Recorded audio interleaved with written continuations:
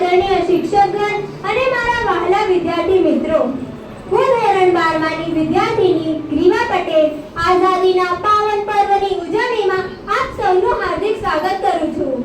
ભિન્ન છે ભાષા, ધર્મ ને જાત, પ્રાંત, વેશ અને પરિવેશ, પણ સૌનું ગૌરવ હે આપણો તિરંગો સર્વશ્રેષ્ઠ.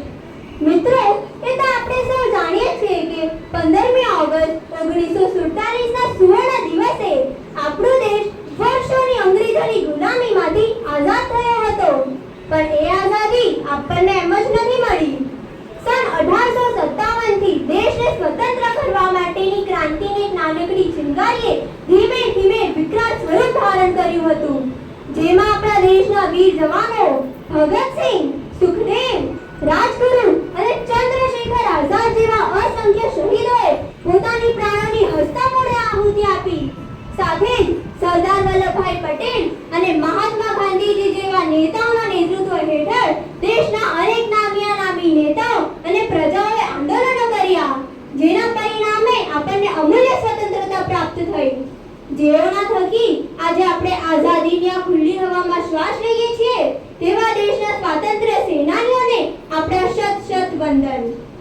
મિત્રો, આઝાદીના આ 8 દાયકાઓમાં આપણે અનેક સિદ્ધિઓ હાંસિલ કરી છે. વિજ્ઞાન, ટેકનોલોજી, શિક્ષણ, કૃષિ અને અર્થતંત્ર જેવા ક્ષેત્રોમાં પણ ઘણી ઉપલબ્ધિઓ મેળવી છે. કોરોના કાળમાં આપણા દેશના વૈજ્ઞાનિકોએ કોવેક્સિન અને કોવિશિલ્ડ જેવી વેક્સિનો બનાવીને માત્ર દેશના લોકોને જ નહીં, પણ દુનિયાના લોકોને મોતના મુખમાંથી જતા બચાવ્યા હતા. એક સમયે તો અમેરિકા ભારતને અંતરિક્ષમાં સેટેલાઇટ મોકલવા માટેનું કાર્યોજનિક એન્જિન આપતું ન હતું. તે જ અમેરિકાની નાસા જેવી સંસ્થા સામે ચાલીને આપણા દેશ સાથે કરાર કરી ગઈ. ગયા મહિને જ આપણા દેશે નિસાર નામનો અનોખો ઉપગ્રહ તૈયાર કરી અંતરિક્ષમાં તરતો પણ મોકલ્યો હતો. ગૂગલ જેવી કંપની પણ પોતાનું સૌથી મોટું ડેટા સ્ટોરેજ સેન્ટર આપણા દેશને સ્થાપવાનું સપનું પણ જોઈ રહી છે. મિત્રો, આઝાદીના 78 વર્ષોમાં આપણે આખી દુનિયાને બતાવી આપ્યું છે કે ભારત એક વિકાસશીલ દેશ છે. વિદ્યાર્થી મિત્રો, આપણે સૌ આ દેશનું ભવિષ્ય છે. દેશને શક્તિશાળી અને સમૃદ્ધ બનાવવાની ક્ષમતા આપણી પાસે છે.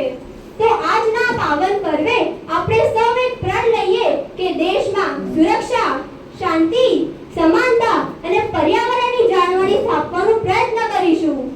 અંતમાં હું એટલું જ કહીશ, થોડું અભિમાન તિરંગાની આનનું છે, થોડું અભિમાન તિરંગાની આનનું છે, થોડું અભિમાન માતૃભૂમિની શાનનું છે, થોડું અભિમાન માતૃભૂમિની શાનનું છે.